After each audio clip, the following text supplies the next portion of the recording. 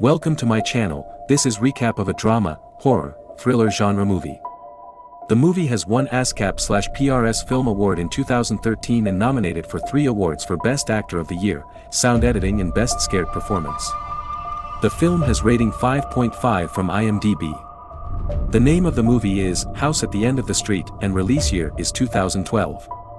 I hope you enjoy it, and to not miss my future videos, please don't forget to like and subscribe.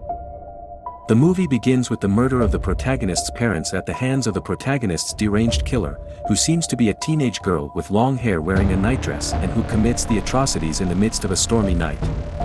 It's as though the perpetrator is either demented or high, because the events are muddled and distorted. Eventually, after waiting 4 years, we get there. Sarah Cassidy, Elisabeth Shue, and her daughter Alyssa Cassidy, Jennifer Lawrence, move to a nicer part of town after the mother's recent divorce.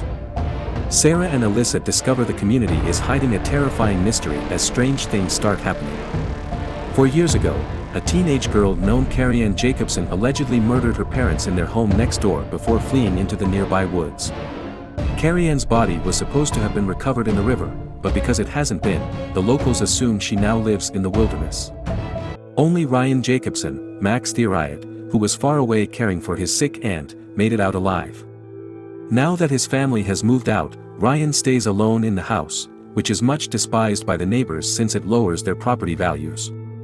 It seems that local police officer Bill Weaver, Gil Bellows, is Ryan's lone ally. Even though Sarah doesn't approve, Alyssa and Ryan start dating. While he was meant to be monitoring Carrie-Ann on the playground one day, he ended up hurting her instead. His mum was high and his dad was watching television inside.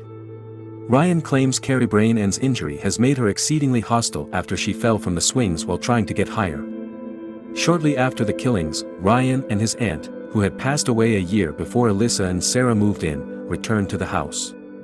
The audience learns that Ryan has been caring for a woman named Carrie-Ann in a hidden chamber all along. Carrie-Ann is an unknown name in this area. On 2 instances, Carrie-Ann manages to get out of the room and seemingly makes an effort to assault Alyssa. A second time, Ryan tries to hide Carrie-Ann from a teenage couple and keep her quiet, but in the process, he ends up killing her. During his time of mourning, he stops into a diner, where a young waitress tries to cheer him up by buying him a slice of cake.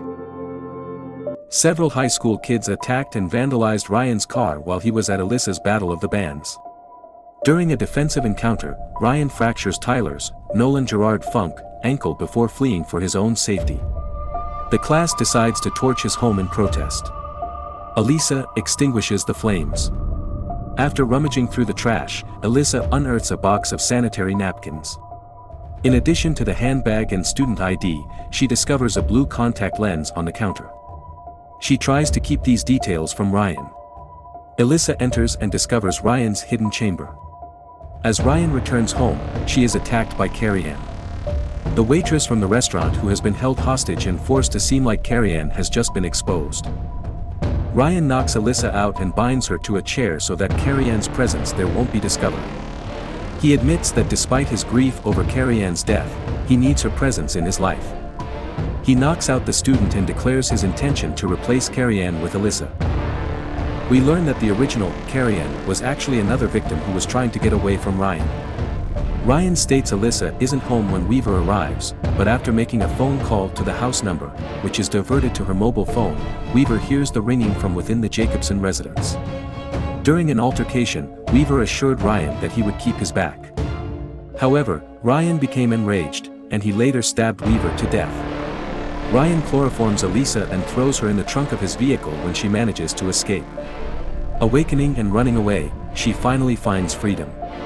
After hearing Alyssa's cries, Sarah rushes to the home, only to be stabbed by Ryan. After a brief battle, Alyssa shoots Ryan many times with Weaver's gun, and then Sarah knocks him unconscious. Alyssa and Sarah leave, and we see Ryan admitted to a mental facility. In a flashback, we learn that after Carrie murder, Ryan's parents mistreated him if he didn't pretend to be Carrie-Ann.